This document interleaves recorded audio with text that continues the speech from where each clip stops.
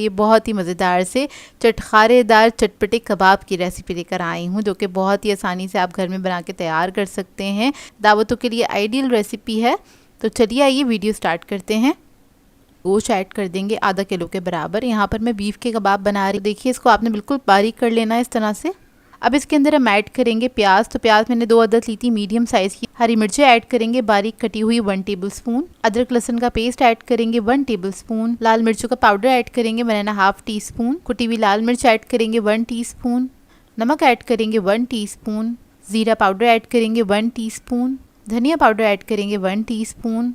गरम मसाला ऐड करेंगे 1 टीस्पून। इसके अंदर मैं ऐड करूँगी मीट टेंडराइज़र 1/4 टीस्पून के बराबर। हरा धनिया ऐड करेंगे 3 to 4 टेबलस्पून। अब इस सबको आपने अच्छी तरीके से मिक्स करना है और मिक्स आपने बहुत अच्छे से करना है, यानी कि 5 से 7 मिनट तक आपने इसको इसी तरीके से मिक्स करते चले जाना है। तो इसको मैंने फ़ौरन से ही बना लिया था। अब इसको कबाब का शेप दे लेंगे। तो देखें छोटे साइज़ के कबाब बना के तैयार करेंगे।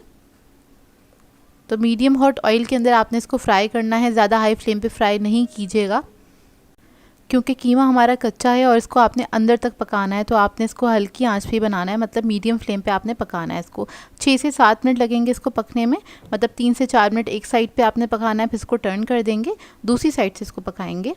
अब जो फ्राई होते जा रहे हैं उसको मैं अलग निकाल लूँगी। फिर एक मैंने कढ़ाई ली है, इसके अंदर थोड़ा सा ऑयल ऐड किया है, वही ऑयल का इस्तेमाल कर रही हूँ। इसके अंदर मैंने 1 अदद प्याज, शिमला मिर्च और टमाटर लिया था, उसे स्लाइस में कट किया था, वो ऐड किया है। इसमें थोड़ा सा नमक, थोड़ी सी काली मिर्च ऐड करूँगी और इसको आपने हल्का सा फ्राई करना है। हल्का सा फ्राई करने के बाद इसके अंदर हम ऐड करेंगे 2 टेबलस्पून के बराबर क्रीम और इसको मिक्स कर लेंगे अच्छे से। इसके बाद इसके अंदर हम कबाब ऐड करेंगे। ये ऐड करने के बाद आपने इसको अच्छे से मिक्स कर लेना है।